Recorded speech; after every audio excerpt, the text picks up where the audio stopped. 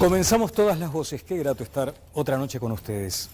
Si las leyes se hicieron para ser cumplidas, y si ahora además hay tanta sensibilidad con esto de la ética y la transparencia, ¿por qué no se cumple con esta ley, la 17.060 del año 98, que dicta normas referidas al uso indebido del poder público, a la corrupción? O sea, hay gente que todavía sigue sin cumplir esta ley. Los invito a que ingresen además a la página de la JUTEP y vean aún hoy la cantidad de omisos y además de las más diversas jerarquías. Les reitero la invitación a que ingresen a la página de la JUTEP.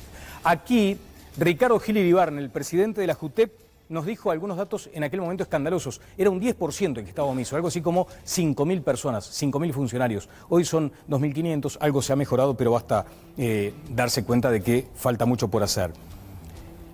¿Saben cuántos proyectos de ley hay en el Parlamento vinculados a la corrupción? 14. ¿Saben cuántas veces llamaron al presidente de la JUTEP para consultarlo por estos proyectos? 2. Un sistema político que dice que hay que mejorar, que hay que controlar, pero al final parece que no hay tanto interés en controlar. Ahora está el tema de los fueros. Si fuera por los acuerdos que se perciben, ya sería algo aprobado. Uno de los temas del debate de hoy, pero me voy a la mesa porque tenemos otros asuntos importantes. Comienza el debate en horario central. Comenzamos con todas las voces.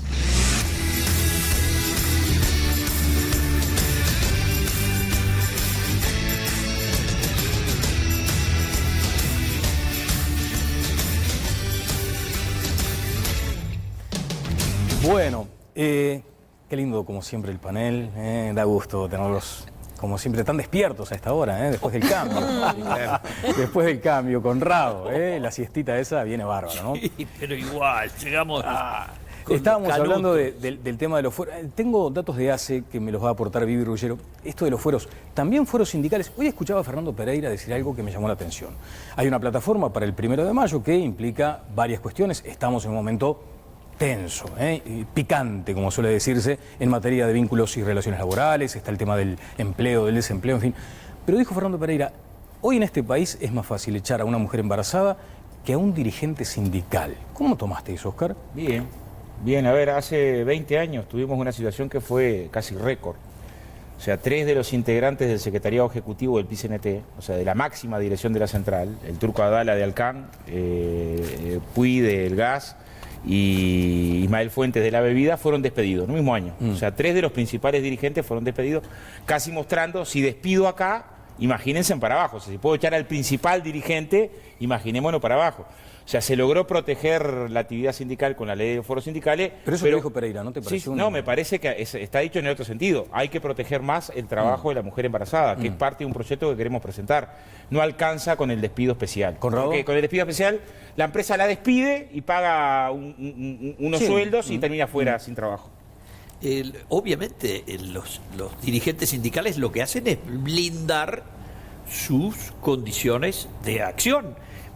En todas las empresas, los dirigentes sindicales tienen un estatuto especial que se aprobó al segundo año, al año y medio de estar el gobierno del Frente Amplio en el poder, amparado en parte con normas que venían de los convenios de OIT y en parte con la sal y pimienta local, que incluye que por supuesto son intocables, hacen lo que quieren y no rinden cuenta a nadie. Un absurdo lo que dice Conrado. Tiene que definir la justicia que hubo un hecho de discriminación sindical. Es ante un juez. ¿Cómo lo tomas tú, Mónica?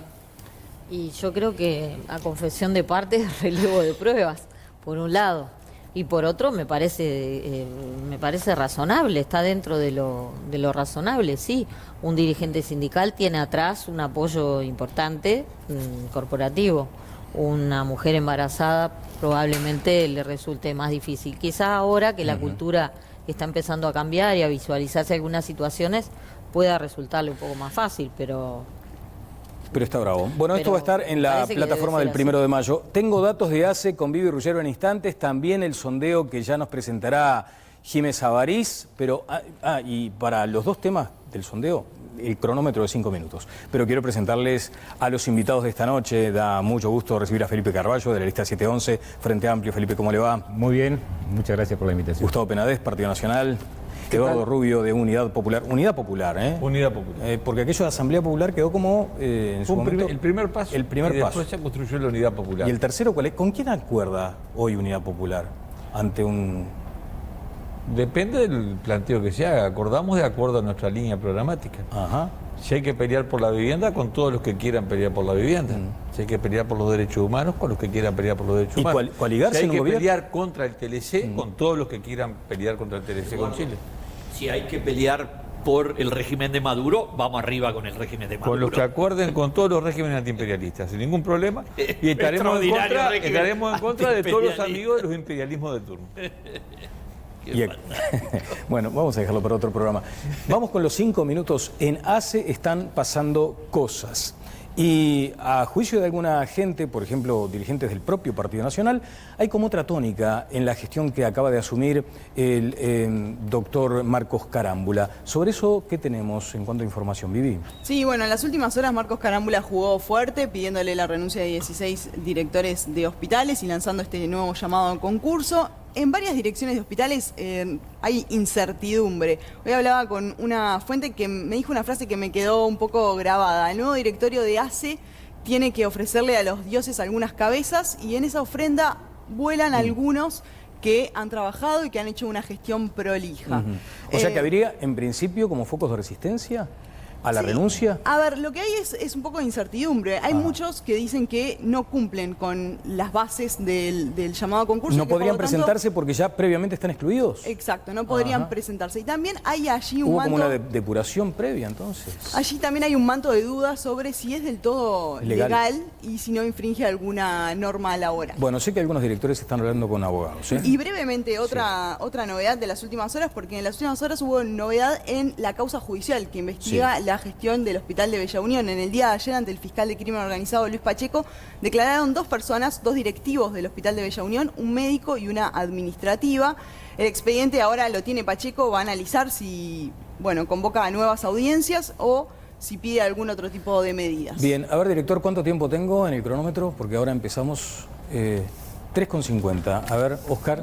Sí, a ver, yo creo que hay que afirmar la reforma del sistema de salud, que hay datos que son muy claros de esa necesidad. El ejemplo de una mortalidad infantil que triplicaba la mortalidad infantil del sistema privado en ACE a la realidad del 5,1 mortalidad infantil en el Pereira, nos afirma de que hubo una transformación que hay que profundizar.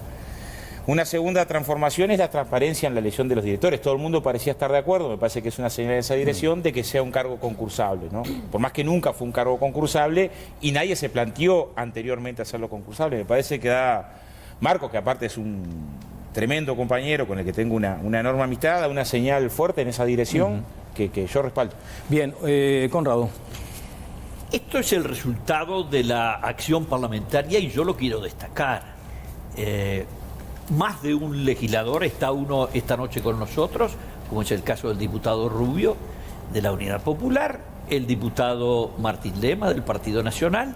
Otros legisladores han acompañado este proceso que nos ha mostrado que ACE estuvo en manos de un elenco de irresponsables que fueron echados sin que se dijera, más que estaban enojados con que el vicepresidente, que podía venir, sentarse acá y nadie sabría quién era, había colocado a la novia del hijo. Pero la realidad es que además echó a la presidente de la institución, que era ni más ni menos que la ministra del gobierno de... había sido anteriormente ministro del gobierno de Mujica. Bueno, este desastre de gestión con acomodos, todo tipo de irregularidades y decenas de asuntos que se están investigando a nivel parlamentario y ya comenzaron las actividades en la justicia, empieza con buen pie. Mónica, a mí me gustaría Carámbula. que dijera cuándo fue la última vez que pisó un hospital público con Conrado para opinar de desastre. Mónica Botero. Para atenderme, voy No, para siempre verlo, para porque verlo. soy asociación Le de di la amigos palabra a la del señora Pereira Mónica Botero. Rosell. ¿Le queda cuánto le dejan a ver los caballeros? Adelante, Mónica. Un y medio. Sí, yo me parece que el doctor Carámbula tiene autoridad moral para tomar estas decisiones y por lo tanto me parece muy bien que sea él que esté al frente de una especie de... Esto es más operación, no sé cómo llamarle, que no quiero que quede peyorativo, una especie de nuevo régimen para darle a ACE y para darle Pero estamos a la población en unas términos médicos, garantías. digamos, ¿sería una cirugía? Unas garantías de que ahora, bueno, ACE empieza una nueva etapa. O sea, me parece extirpando que algo está que muy no bien estaba funcionando. que el doctor Carámbula sea el que lo haga, y me parece bien que quizás se cometan algunas injusticias y hayan directores de hospitales que hayan sido muy buenos y que no hayan estado involucrados en ningún manejo irregular, pero la señal era necesaria y me parece muy bien que la estén dando. Bien, han cumplido con el tiempo, como siempre, excelente el panel, pero me gustaría que participaran algunos diputados, uno de ellos aludido como Eduardo Rubio. Sí, nosotros nos parece que es una muy buena medida esta que anunció el doctor Carámbula. Nos la había comunicado, nos pidió una reunión en un cambio radical de actitud en relación a lo que era el directorio anterior, y nos planteó que iban a hacer el llamado concurso en todas las direcciones de los hospitales, que iba a ser gradual. Por tanto, y le dijimos en ese momento que nos pareció una muy buena señal. También, y tengo que decirlo porque nobleza obliga, nos manifestó su total disposición, estaba él, estaba el doctor Fernández Galeano, a colaborar en todo con la investigadora. Entonces, yo reconozco estas señales y al mismo tiempo digo, lo que está pasando, la remoción de todo el directorio anterior, este paso que se da, es consecuencia directa de la acción del investigador. Y aquí queda se echa por tierra toda aquella campaña que se dijo de que estábamos haciendo un circo, que estaba todo bien, que había que arreglar unos temas de gestión, pequeños problemas de gestión, que le hacíamos el juego a la derecha, en fin, todo lo que se dijo. Lo que se comprobó es que había serios problemas de gestión en ACE. Y acá no estoy discutiendo lo del sistema de salud, que es una discusión programática que algún día me gustaría darla, ¿verdad? Claro. Pero acá estamos hablando de, dentro de este sistema, cómo se gestionó ACE. Diputado Penades. Bienvenido sea, más vale tarde que nunca. Esperemos que esto sirva para corregir algo que ha tenido, además de las consecuencias a las que hacía referencia el diputado Rubio en el carácter funcional e irregularidades pasibles eventualmente de sanciones hasta penales, también un elevadísimo costo al contribuyente. ACE se lleva más de $1.000 millones al año. O sea, esa inversión tendríamos que algún día también poderla calibrar en cuanto a la eficiencia y la eficacia que tuvo a la hora de servir a la población objetivo, que tenía que haber servido de otra manera y con otra calidad. ANCAP le provocó graves problemas al Frente Amplio. ¿ACE también, Felipe? A ver, lo primero es, yo creo que la medida que toma el gobierno a través, digamos, del doctor y compañero Carámbula es una medida que pretende, en definitiva, poner y desarrollar de la mejor forma lo que es el funcionamiento de ACE, que ha sido, digamos, en el transcurso de todo este tiempo, o al menos en los gobiernos del Frente Amplio, un avance que ha sido muy importante. Yo no puedo dejar de mencionar, digamos, en relación al tema de los directores de los hospitales, cómo ingresaban, ¿verdad?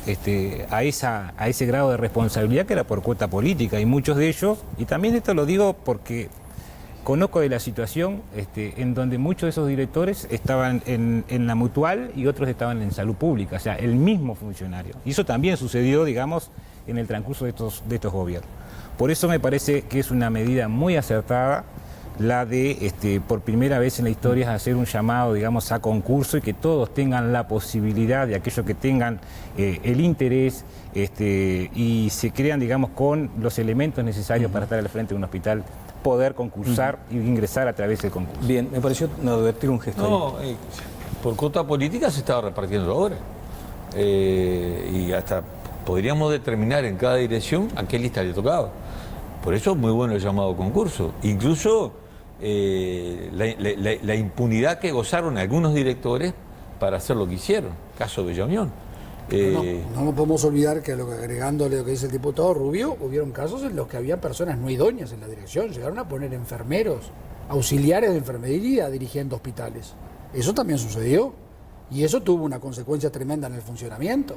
Porque no eran las personas indicadas y respondían a una cuota política y no a la capacitación en la idoneidad que debe tener un administrador hospitalario. Cuando hago el análisis de esto, ¿no? Uno tiene que mirar, digamos, en el contexto, en el transcurso de unos cuantos años. Y es por eso lo que dije y lo sostengo, porque conozco cómo funcionan algunos de los hospitales, hemos visitado en más de una oportunidad, digamos, esa realidad, y a su vez, digamos, cómo se hacía la distribución en materia de grado de responsabilidad. O sea, obviamente se buscaba gente que fuera idónea para eso, que tuviese conocimiento, pero en más de una oportunidad nos encontramos con esa situación. Y es una realidad que teníamos planteada.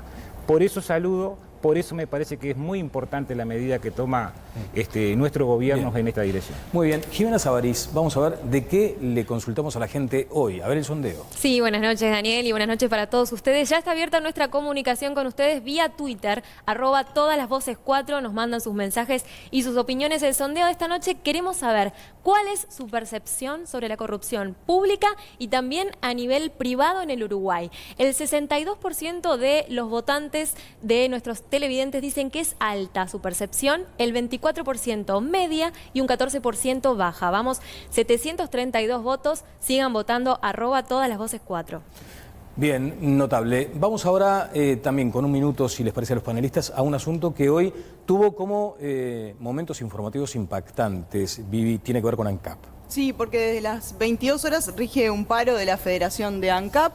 Esto se da producto de, bueno, el cierre de la cementera. Brevemente, ¿qué fue lo que ocurrió en los últimos días? El domingo, ANCAP quiso poner a funcionar su planta en Minas, prendió el horno, lo tuvo durante 16 horas y tuvo que apagarlo porque no hubo una guardia mínima para trabajar como había pedido el directorio en el día jueves. Ante esto, ANCAP dice, bueno, la planta se cierra, hasta ahora llevamos una pérdida de 3 millones. Exacto. Y bueno, y no es una cifra que viene aislada, ¿no? Porque la división Portland cerró en rojo el 2017 con 12 millones de pérdida y ha venido dando pérdidas sistemáticas. En los últimos 15 años, 207 millones. Bien, cronómetro para hablar de este asunto, Oscar. Sí, a ver, hace más de 20 años que da pérdida al Portland. Y da pérdida al Portland porque tiene una situación muy dura desde el punto de vista de la inversión. O sea, compite con máquinas muy viejas, falta trituradora, falta un horno montar. El problema que se reclama acá es que hay trabajadores que durante todo el año pasado estuvieron con jornadas de 14 y 16 horas. Para mantener el horno encendido tenés que tener un promedio de jornada laboral extremadamente extenso. Esto lo reconoce el directorio de ANCAP. Es más, hubo un acuerdo.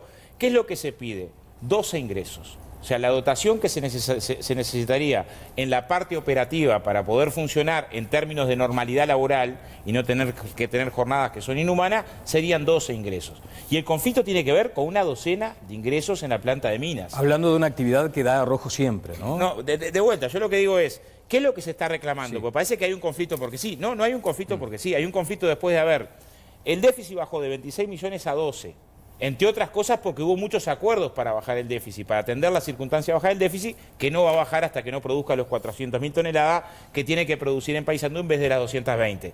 Ahora, colocar como que el conflicto es responsabilidad exclusiva del sindicato, bueno, yo tengo claro que Conrado va a opinar que una empresa pública cierre le parece maravilloso, ojalá cerraran todas, pero... Esta es una postura asumida por el directorio de ANCAP. Sí, claro, de la que no estoy de acuerdo. A ver, yo les recomiendo, si tienen un rato, busquen las actas de la comisión investigadora de ANCAP en el Senado. Porque allí, entre todas las cosas que se investigaron, se invitaron a muchos gerentes y exgerentes de ANCAP. A mí me parece que vale la pena, cuando uno va al capítulo respectivo de el Portland, el entrevistado es un exgerente, una persona idónea, muy capaz y con 40 años de trabajo en la ANCAP, que les explicó a los senadores, señores, les explico bien fácil, porque le decían, ¿cómo puede ser que la empresa perdió 25 millones y su competidora, que está en el mismo mercado y en el mismo país, ganó 25 millones? Y él dijo, miren, es muy sencillo, los salarios en el sector del Portland son muy altos, los de ANCAP y los de la competidora que se llama Compañía Uruguaya de Cemento Portland están en el Uruguay desde hace 100 años. Entonces, el problema es la dotación de ANCAP. ANCAP tiene 4 funcionarios por cada funcionario que tiene la competencia. ¿Qué quiere? Va a perder toda la vida. Mónica. Porque tiene máquinas de última generación la competencia. No conocés ninguna de las dos plantas. 1902. Tiene máquinas de última generación y todo computarizado, y yo conozco la planta y vos no, Conrado. Estás hablando de algo que no conocés. Fue siempre así. No fue siempre Mónica así. Botero, por Cuando favor. hablamos de estos temas, yo siempre recuerdo una intervención de Alberto Sayagués cuando estuvo acá el año pasado, y él decía que tendríamos que estudiar, cuando hablamos de todas estas cosas, lo primero que tendríamos que estudiar es toda la cantidad de dinero que pierde el país en ineficiencias en la operativa. O sea, todo lo que se pierde por las ineficiencias de gestión, por tener gente de más, por hacer cosas de dobles, por falta de rendimiento, por falta de controles, más que por corrupción o por desvíos, sino por desorganización de la gestión, por ineficiencias en la gestión. Yo cuando veo lo poco que he leído sobre este tema, pienso en eso, me da la impresión de que es una medida correcta y que, bueno, que probablemente haya que empezar, pensarlo de otra manera si se quiere seguir por ese camino o si no, dejarlo así. Bueno, nos vamos al tema de los fueros, pero si quieren hacer algunos comentarios, los invitados, sí, Eduardo, a ver. Sí, yo creo que esta medida que anuncia el directorio de ANCAP confirma el rumbo privatizador que encabeza la señora Marta Jara, ¿no? Cerrar la división de Portland de ANCAP nos parece un error estratégico. Pero si no da ganancias. Y, primero que ubiquemos a los responsables de por qué no da ganancias. O sea, ANCAP... pero debe mantenerse a pérdidas, Eduardo. No, hay que mantenerla y hacerla eficiente. Invertir en lo que hay que invertir.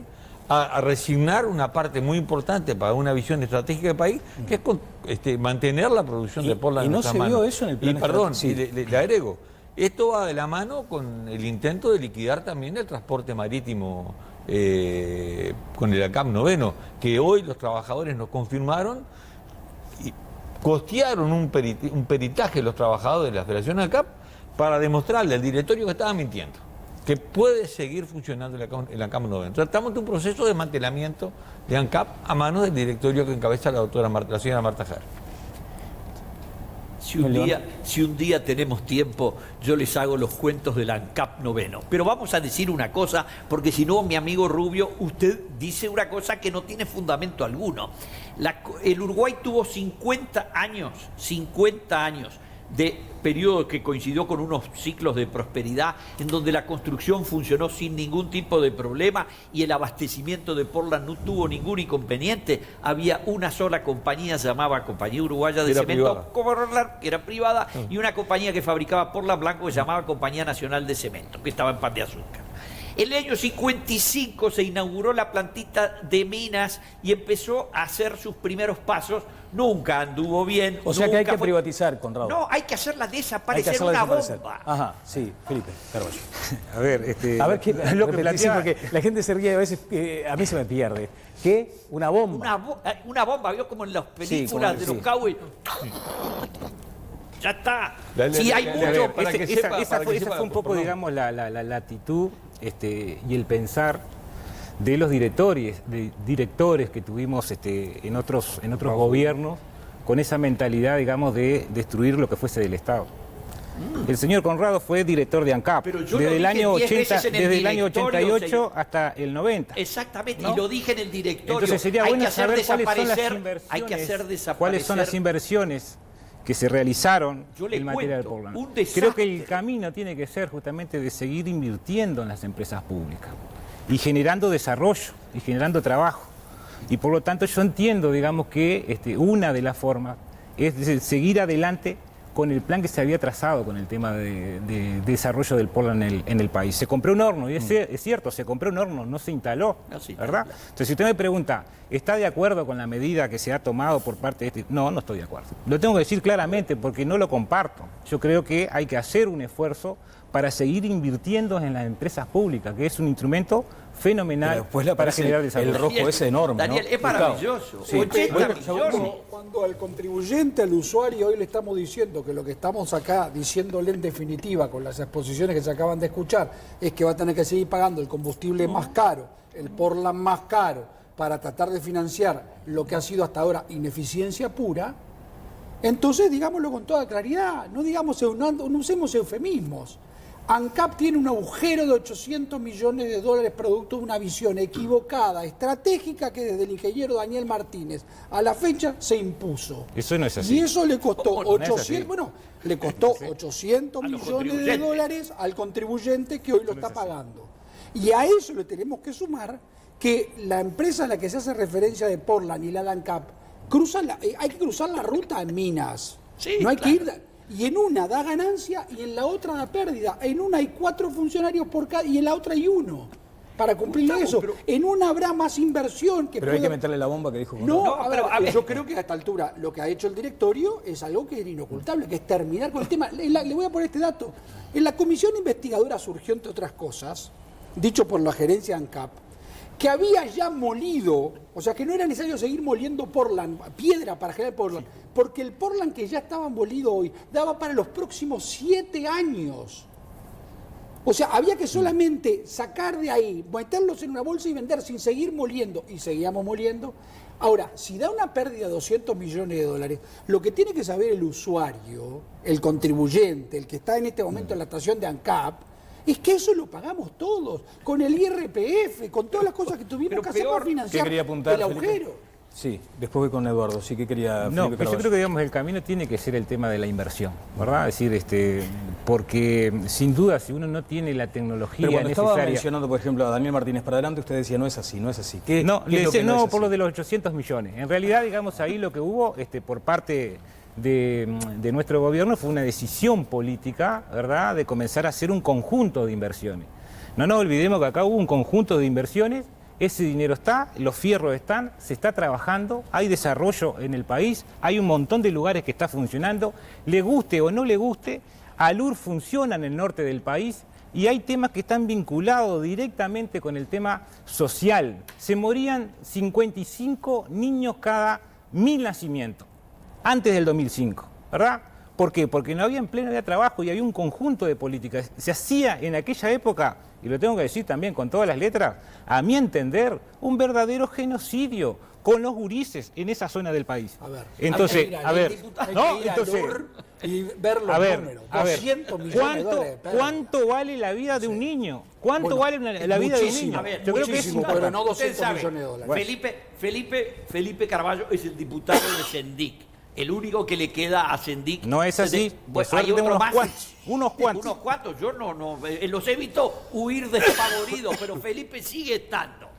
Bueno, Felipe nos dice, porque ellos invierten con una tranquilidad, siempre con la plata suya. Fíjese, hay que seguir invirtiendo. Y hay 80 millones de dólares que están tirados en el pasto, en la ciudad de Paysandú, en las afueras, en la planta de Portland.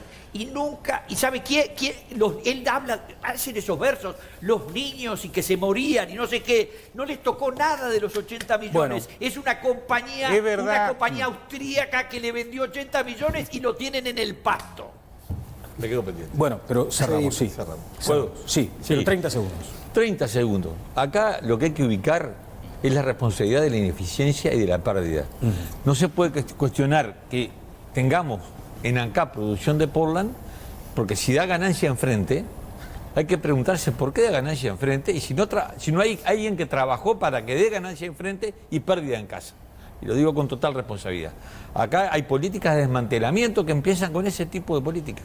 Con respecto a lo de Bella que decía el diputado Carballo, y el milagro de ALUR, estuve en Bella estoy por volver. Hay una situación de crisis brutal en Bella muy grave y con dificultades serias en lo económico de gente que está vinculada al proyecto de ALUR. Bueno, nos vamos a propósito de ANCAP, hoy surgió esta novedad respecto a que se declaró desierta la búsqueda, la explotación y la exploración, sobre todo primero, Otro de verso. petróleo.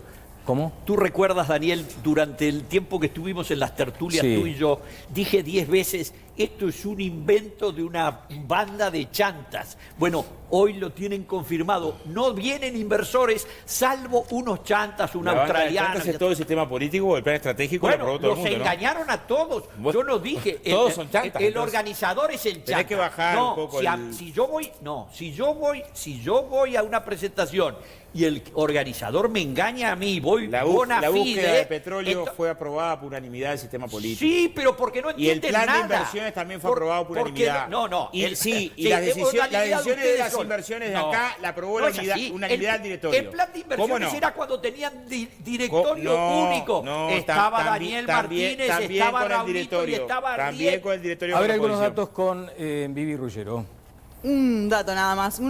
Creo que uno de los problemas que tiene la división Portland de ANCAP es todas las bolsas de Portland que regalan los directores a distintas personas. Para la investigación de Descendí la carrera del hijo pródigo con Patricia Madrid, hicimos un relevamiento de todas las bolsas de Portland que habían donado en 4 años, de 2010 a 2014, miles. Y el año preelectoral y electoral aumentaba muchísimo. Y otro dato es que uno de los primeros gerentes que relevó este directorio de ANCAP fue justamente el gerente de la división Portland, que hoy en día, de hecho, carga con un pedido de procesamiento del fiscal Luis Pacheco. Las bolsas de Portland, de Raulito y del ANCAP son el short. Eran de todos los partidos, son el short del amigo. Son la causa que irrita a la gente, pero no hace la pérdida. La pérdida es organizativa y de la concepción empresarial. Bueno. Absolutamente, lean. Vamos al foco planteado para hoy. Jimena, dame algunos tweets, por favor. Sí, Daniel, continuamos recibiendo mensajes de nuestros televidentes que se comunican con el hashtag Opino en TLB. Veamos qué opinan ellos sobre la discusión de esta noche. Luis Giordano, ANCAP no necesita funcionarios públicos nuevos para cumplir puestos, sino traerlos de otros entes donde sobran. Siguen comunicándose con el hashtag Opino en TLB. Una medida muy acertada sería pedirle a los títulos a los candidatos a ocupar cargos públicos, dice Juan Perveni. Y otro de los mensajes que nos llegan de Marcelo Ritó: quizás si los dirigentes sindicales trabajaran e hicieran las cosas bien, no necesitarían traer la ridícula inmunidad que tienen hoy. ¿Qué más quiere una empresa que eso? Hay dirigentes de esos, pero lamentablemente muy pocos. Y seguimos con el sondeo activo de esta noche, donde les preguntamos qué es lo que opinan ustedes sobre la corrupción. ¿Cuál es su percepción de la corrupción en Uruguay a nivel público y privado? Un 65% dice que es alta, un 22% tiene una concepción media y un 13% baja. Ya vamos 944 votos, Daniel, así que sigan comunicándose con nuestro Twitter, @todalasvoces4. Bueno, el otro día se superaron los 2000, así que vamos a ir tras ese récord una vez más. Bueno, ¿qué pasa con el tema de los fueros? El otro día, hablando con un analista político muy calificado, distinguido en este país, me decía, es impresionante que tengan que hablar ahora de algo que permita regular lo que ellos no pueden autorregularse, hablando de los parlamentarios. ¿Por qué una ley que modifique los fueros, que además implica una reforma constitucional, cuando está claro lo que existe hoy? Pues bien, parece que hay un amplio acuerdo para que efectivamente haya una modificación sustantiva en el actual marco de fueros que protege a los legisladores. Aquí un informe que dispara este próximo tramo del debate. Tenemos que sancionar los casos de corrupción con la gravedad que la sociedad reclama. Y la sociedad hoy está reclamando a gritos que se castigue con mayor gravedad esas conductas. Y voy a ir un poquito más allá. Tenemos que eliminar las trabas que tiene la justicia a la hora de acusar y de sancionar a los servidores públicos. ¿Qué razón tiene ser en el siglo XXI los fueros parlamentarios? Me han dicho por ahí que hay un fiscal que dijo que sería bueno que desapareciera las garantías que tienen los legisladores. Y a mí me parece fenómeno, me parece que es una cosa bárbara, pero hay que reformar la Constitución y hay que ponerse los famosos fueros. El proyecto de ley está ahí para ser votado. Hasta el momento no ha habido voluntad política, por lo menos en la mayoría. Capaz que después de esas declaraciones, del dicho al hecho hay un trechito muy corto que es la votación. El senador Lacalle Pou aludía a las declaraciones del senador José Mujica. La pregunta es, ¿qué falta para que se apruebe la nueva ley de fueros o que de pronto se convoque a una reforma constitucional? ¿Están todos de acuerdo, Eduardo? Sí, estamos totalmente de acuerdo que hay que eliminar privilegios de esa naturaleza, protegiendo, sí, lo que es la libertad de opinión, ¿no? Eso es la garantía que precisamos en el sistema político para que no, por una opinión, por una denuncia, te pueda mandar preso cualquiera, ¿verdad? Ahora, si vos cometís un delito común, no entiendo qué razón hay para que tengamos un privilegio sobre el resto. Pero de hoy los el ciudadanos. cuerpo no puede resolver esa circunstancia en particular. Levantando los fueros. Sí. Sí. Más automático, digamos, bueno, se mandó una macana bárbara, esto no tiene nada que ver con los fueros. Inmediatamente, levantar los fueros. Claro, pero tenés que pasar por dar ese paso. O sea, tenés eso que te protege. Si no estuviera, mejor. ¿Penades? Es un tema mucho más complejo de lo que parece. O sea, es un tema que habría que abordarlo con la seriedad. O sea que ya implica. no hay tanto consenso para una solución. No hay consenso, por supuesto que sí, que es discutamos el concepto fueros, que no es de los parlamentarios, es del Parlamento. Ajá. El concepto fueros no es que yo tengo fueros. Yo integro un órgano que tiene fueros. Y esos fueros fueron creados para salvaguardar la independencia del Poder Legislativo frente a excesos que pudiesen existir De del otros Poder poderes del Ejecutivo Estado. o del Poder Judicial. Entonces, a esta altura del partido, creo que lo que tenemos que ir, sí, como plantea el senador Lacalle Pou, es quizás una reforma, tiene que ir una reforma constitucional, sí o sí, para discutir este tema, preservando algunas cosas. Por ejemplo, los artículos que regulan esto de la Constitución son 112, 113, 114 y 93. Que van desde que los parlamentarios no somos responsables de nuestros dichos, porque entre otras cosas eso es lo que garantiza la libertad de expresión a la que hacía el señor, aludía el señor diputado Rubio, hasta los que tenemos fueros para algún tipo de situaciones en las cuales no seamos, o sea, no haya un delito de infragante delito, y ahí inmediatamente se podría levantar. Pero además, y con esto termino, estoy de acuerdo con la modificación, estoy de acuerdo con eso, también con la responsabilidad que implica el atender algo que se está infravalorando, que es la representatividad que los parlamentarios tenemos como representantes del pueblo. Estaremos calientes con los que votamos, no nos gustarán, el sistema político no nos representa del todo tipo, pero el poder legislativo es central en su vigencia, importancia e independencia para la preservación del sistema democrático representativo del gobierno. Vivi tiene algunos datos sobre desafueros, que es la contracara, pero si te parece, en un minuto, porque quiero escuchar al diputado Carballo ahora. A ver, sobre lo que decía Penades hace un momento, prácticamente coincido en gran medida con lo que estás planteando. Podrían firmar ya, porque ¿Saben cuando por la qué? gente en la casa No, empieza a pero mirarlo y decir, tenemos que discutir, ya se aburre, ya se va a dormir. Es importante esto. Al menos así yo lo considero. Acá lo que hay que tener cuidado son con los equilibrios. Los equilibrios, o sea, el sistema está armado de tal forma, de tal manera, que permite, digamos, mantener los equilibrios entre un poder y otro.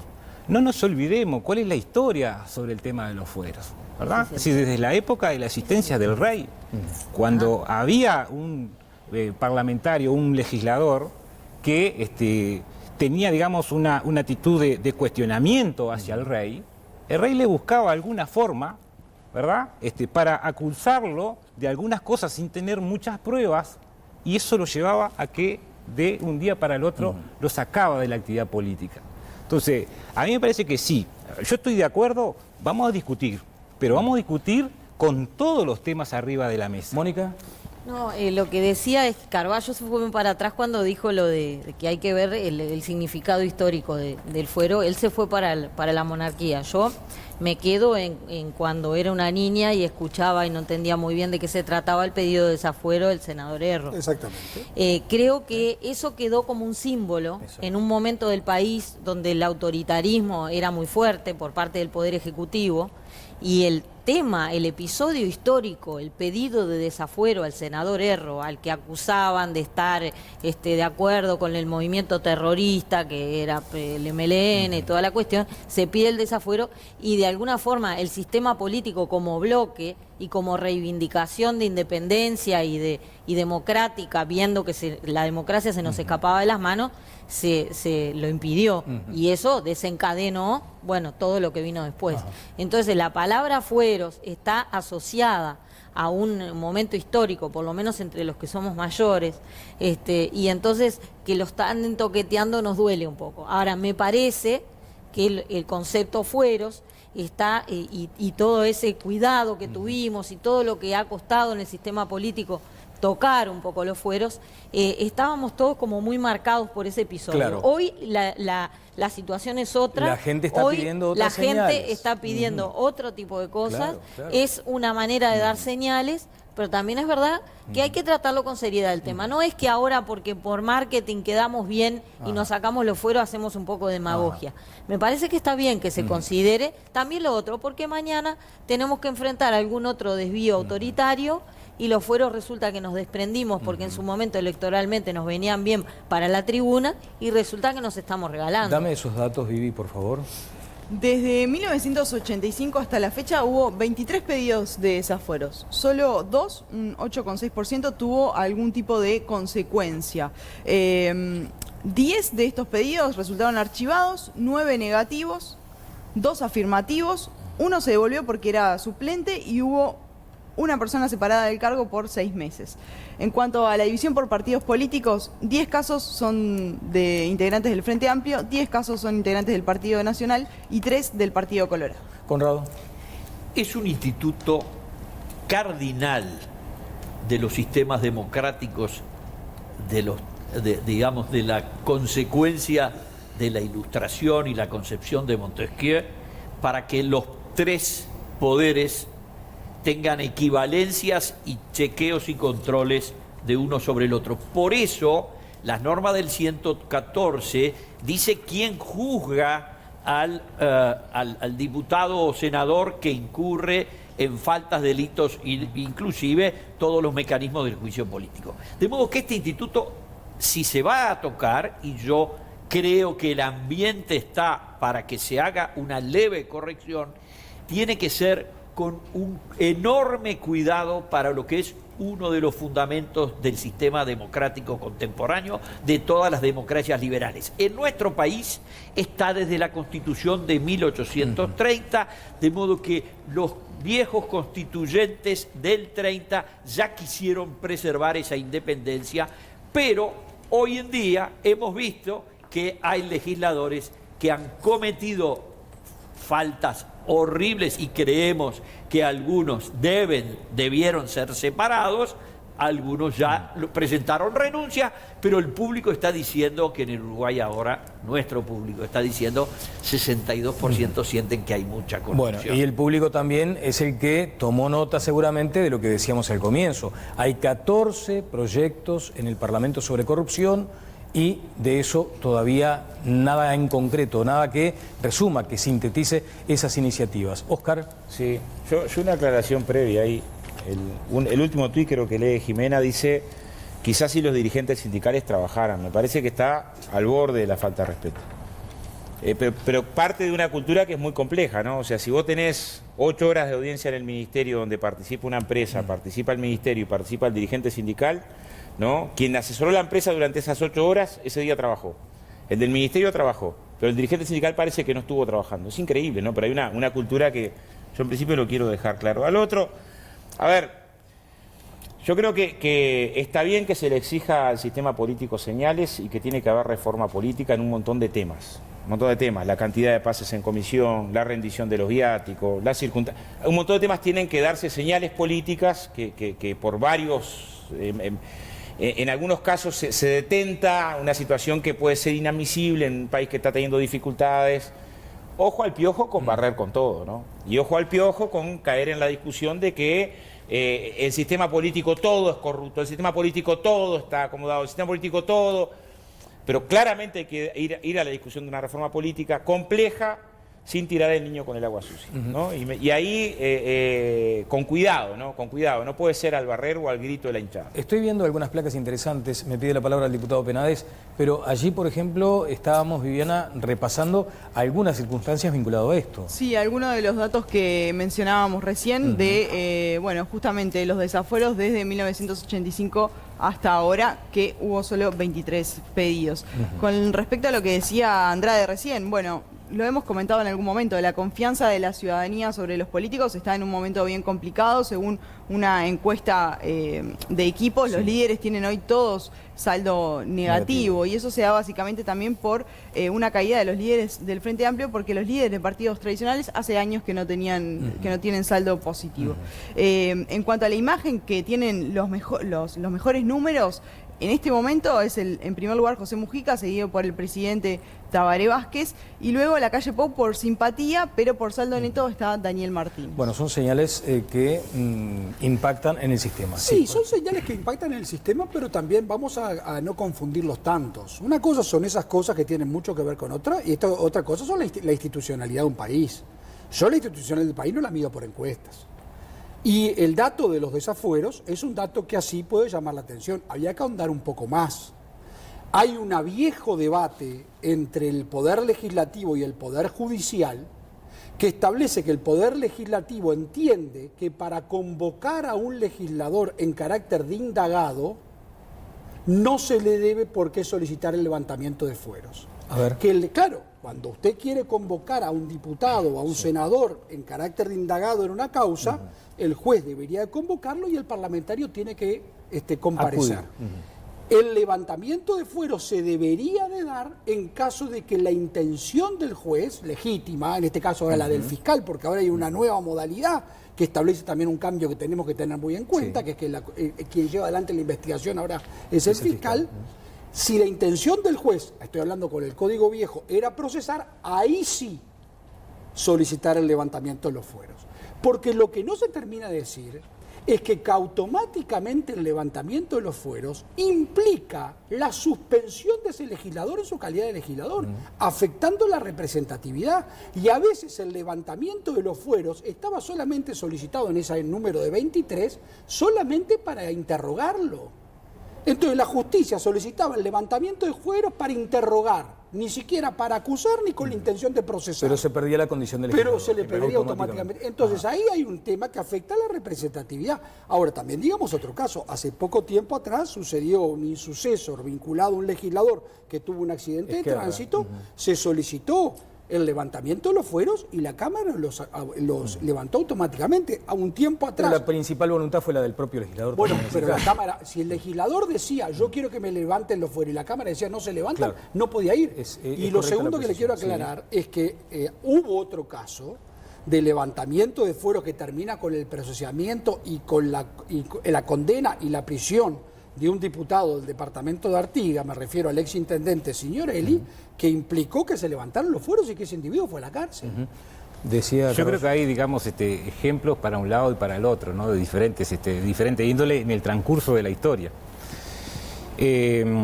A ver, primera cosa, sobre el tema de las encuestas. Yo creo que las encuestas son importantes y hay que tenerlas, ¿no? Porque es un estudio científico que se hace. Ahora, también hay un margen de error importante en eso. Pues yo me afilio, digamos, en la idea de que la institucionalidad es la institucionalidad, el mantener los equilibrios. Y me afilio también a la idea de generar los ámbitos para el debate, porque existen mecanismos, ¿no?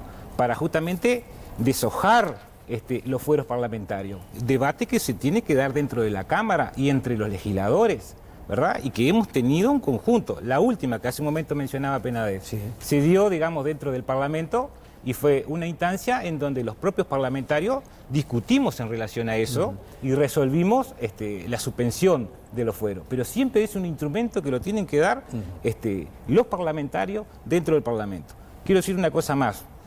Porque se habla mucho sobre el tema de la corrupción, ¿verdad? Y de algunas sensaciones que pueden tener, digamos, la ciudadanía en su conjunto. Ahora, Uruguay está ubicado en el primer lugar en materia de transparencia, ¿verdad? Y en la lucha contra la corrupción. O sea, hay estudios concretos que en Latinoamérica Uruguay es el primer país.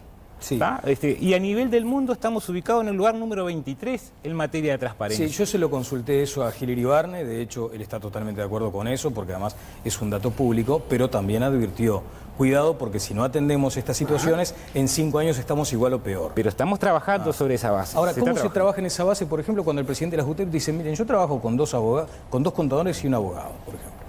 Ese es otro tema que tiene razón el presidente de la JUTEP. Claro, es difícil. Quería hacer un apunte, Rubio. Sí. No, ¿me permite un paréntesis? Sí, porque creo que está ahí, ¿no? Raúl Sendic en el lugar de, digamos, de simpatías o de antipatías con un saldo negativo notorio. ¿Fue usted, Felipe, que dijo que Sendic está en carrera y que va a ser candidato? Nosotros, a ver, tenemos una decisión dentro de nuestro sector político y el compañero va a encabezar la lista del Senado de nuestro sector. ¿Y va a ser senador? Vamos a trabajar para que sea senador, no tenemos ninguna duda. Muy bien. Rubio. No, con respecto a esto, yo creo que obviamente que primero, hoy se dijo acá y yo comparto, no se puede cobrar a grito de la tribuna, ¿no? Eso en política no sirve.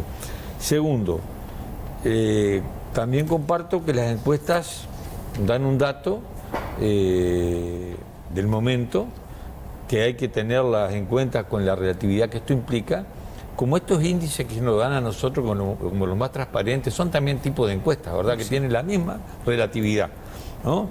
The Economist dijo el otro día que de acuerdo a la política económica de Astori éramos el mejor país de la región. The Economist, la revista del sistema financiero, que seguramente... No es del sistema financiero, es del pensamiento independiente liberal británico desde 1839. Exactamente, la más representante... No tiene nada que ver con el sistema sí, financiero. De los representantes del sistema nada que financiero. ver con el sistema. La confusión es que tiene usted, se inventan un mundo y creen que el mundo es lo que ustedes inventan. Salgan un poco, lean, el problema agarren, suyo es que cree que el mundo es el mundo en el que usted vive, que no es el mundo en el que todo... No, yo vivo en el mismo que usted. Yo conozco... Pero sí sé lo que es el Economist y lo que es el Financial Times, esas cosas sí y a sé. quiénes que usted no tiene representan y idea. qué intereses representan. Ahí está.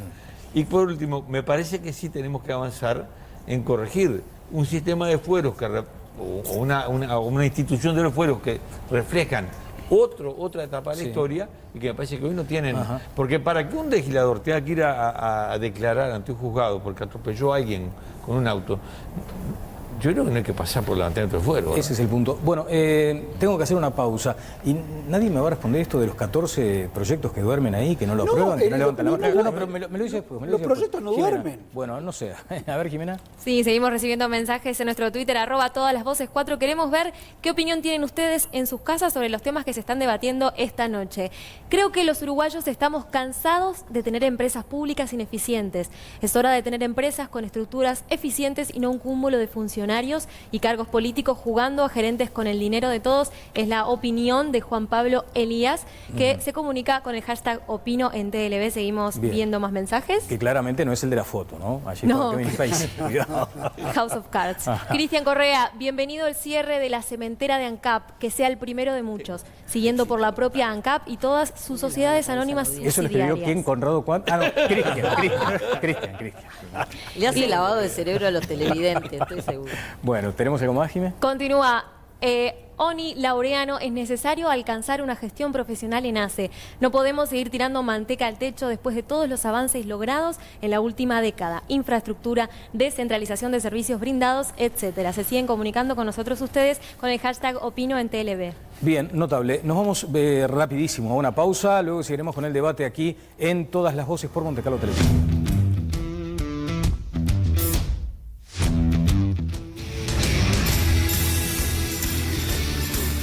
Tenemos información de último momento. Ana Olivera será la nueva directora general de secundaria, no la exintendenta. No, Ana Olivera es profesora de historia y técnica en museología y actualmente ocupaba un cargo de inspección en Regional Norte por el Consejo de Secundaria. Fue designada hace algunos minutos por el CODICEN y bueno, lo que transmite es que se entiende que reúne todos los requisitos, antecedentes y competencias y comunica que va a comenzar con su tarea a partir del 3 de mayo, es decir, del miércoles. Exactamente. Bueno, muy bien.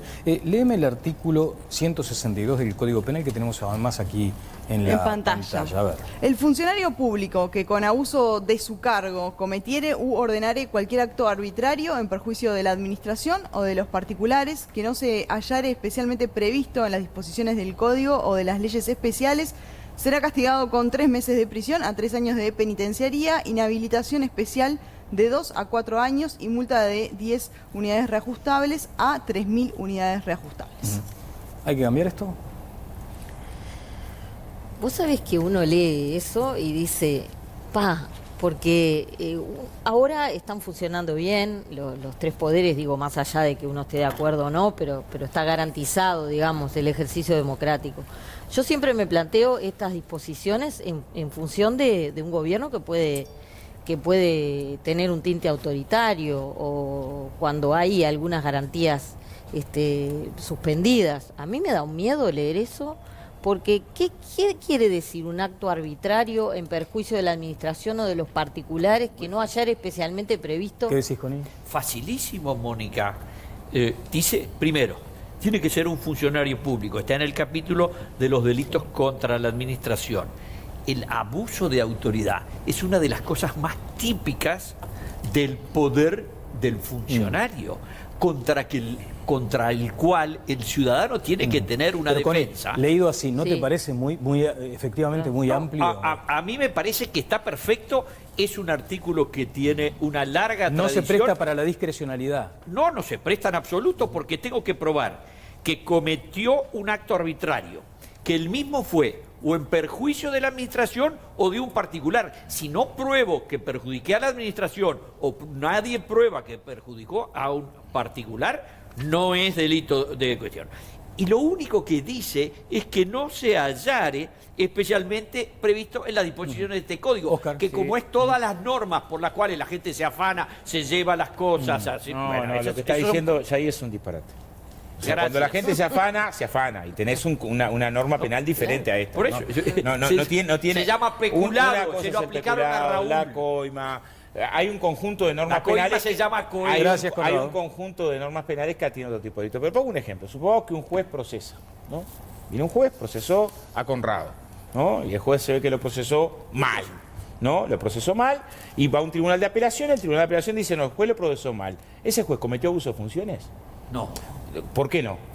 Hay opiniones de catedráticos que dicen, bueno, la corporación de los jueces no se ha tocado a sí misma, pero puede entrar en este tipo de delitos. ¿Cómo es que no puede entrar? ¿No? Puede haber margen de discrecionalidad y de errores en las medidas de los jueces. Yo lo que digo, el tipo penal abierto, la mayoría de la cátedra, ¿no?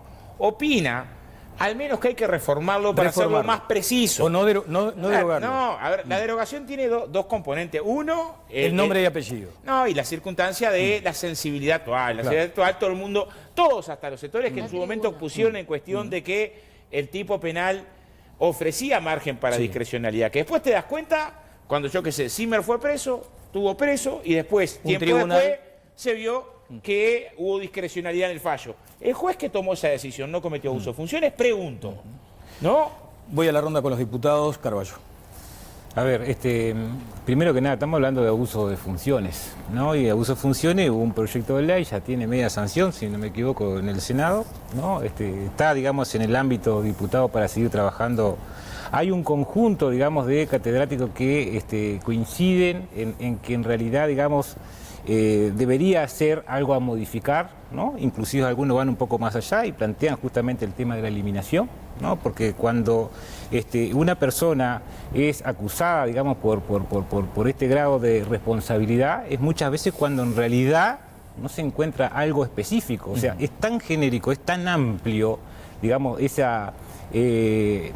artículo Que se presta para que la se presta para un montón de cosas. Desde su punto de vista. Sí, Gustavo. Yo creo que no, yo estoy en contra de la derogación, por las consecuencias penales Hay que tendría. modificarlo. Yo creo que lo que tenemos que hacer es avanzar. Si queremos avanzar sobre mecanismos que combatan frontalmente la corrupción, en lo que estamos todos de acuerdo, lo que tenemos que hablar es no de cómo derogar este artículo, sino cómo avanzar en una nueva normativa Algo más integral. que combate, claro, en el Código Penal, el peculado, la concusión, el cohecho, el soborno, el tráfico de influencias, el fraude y la conjunción de interés público y privado ya está establecido. Ahora, tenemos que discutir las nuevas modalidades de corrupción, para terminar de hablar de entelequias, porque cuando hablamos de la corrupción no sé de lo que estamos hablando, lo que tenemos que tener de definir es, bueno, entonces, debemos de avanzar sobre una nueva legislación. El otro día escuchaba yo al fiscal general de la Nación. Espero con muchísimo gusto los comentarios que el fiscal nos haga llegar de un proyecto que él entienda que mejore el combate frontal a la corrupción. Ahora, sobre esta derogación de este artículo, yo en estos momentos estoy en contra porque creo que es un retroceso en el combate a la corrupción. Creo que hay que avanzar y creo, sí, coincido en algunas cosas que se han dicho, en cuanto a que hay cosas que tienen terminologías generales que creo que tendríamos que tener hacia una legislación que fuera más concreta Me y quedan más pocos moderna. minutos. Eduardo, por Sí, favor. estamos totalmente en desacuerdo con derogar este artículo. Esta es la única herramienta que tiene, digamos, la sociedad para castigar a un funcionario. Está coincidiendo con Conrado. Muchas veces me pasa, ¿eh? Ya había pasado en la radio, ¿te acordás? De a poquito lo venimos trayendo. ¿Te imaginas esa fórmula? Tremendo. Está para No, todo pero diario. cuando llegamos a la cementera se rompe la fórmula. No, es la única herramienta que tiene la sociedad para prevenirse de mala administración. A ver, porque hay cosas que combatir la corrupción no es sencillo.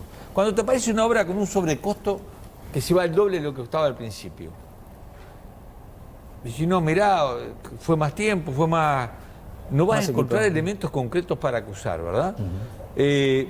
Sin embargo, todos sabemos, porque se sabe ahora en el mundo, que las coimas vienen en los sobrecostos, ¿no? Entonces, ¿cómo haces vos para decirle, bueno, hiciste una inversión mala? Afirma Conrado de vuelta con el dedito para arriba. Leímos el mismo manual. No es que las multinacionales, Conrado, tienen un rubro que es para coima, ¿verdad? Para cómo, yo qué sé, las multinacionales no, los chorros. No, tienen las ese multinacionales rubro. tienen un rubro para coima. Yo trabajé toda mi vida en multinacionales y nunca estuve Tiene un en tipo eso. penal específico. O sea, la coima, si hay prueba, tiene un tipo penal específico. Pero el no tiene que ver sobrecosto, con... no, sobrecosto pero de un obra sobrecosto está difícil, cagado. Lo que es muy difícil es probar la coima. No, Entonces, no es tan difícil. es Acá, a muy ver, difícil. Es muy difícil. Difícilmente, como ahora ha habido tantos hechos vinculados a coima en América Latina, muy duros, ¿no? O sea, la coima tiene un tipo penal específico. Yo lo que digo que el abuso de funciones puede entrar de todo y eso tiene complejidad. Bueno, nos tenemos que ir. Qué pena, ¿eh? Qué lindo programa. Estoy en contra de la derogación, estoy en contra de la derogación, pero hay que precisar Si se quiere esa norma. precisar más, totalmente de acuerdo, Qué pero nunca lástima, derogarlo. precioso programa y nos tenemos que ir. Nos tenemos que ir. Bueno, veremos mañana. Bueno, podemos ver. No, el próximo martes. ¿Vas a venir, Oscar? No, primero ya avisé. Pero vas a estar presente, ¿sabes? Capaz que te presentes, seguro. No, ¿sabes por qué? Porque vamos a pasar... El acto que estaba hablando. La placa, la Todo el mundo me va a oratoria. preguntar si saludo con Conrado en el acto. Bueno, eso no estaría mal. Pero lo cierto es que el próximo 1 de mayo estaremos aquí con todas las voces. Uno de los oradores del acto será Oscar Andrade. Fragmentos de su discurso estarán acá. Y habrá comentaristas, estaremos analizando lo que sucede precisamente en ese acto del 1 de mayo. Hasta aquí todas las voces, que pasen todos muy bien.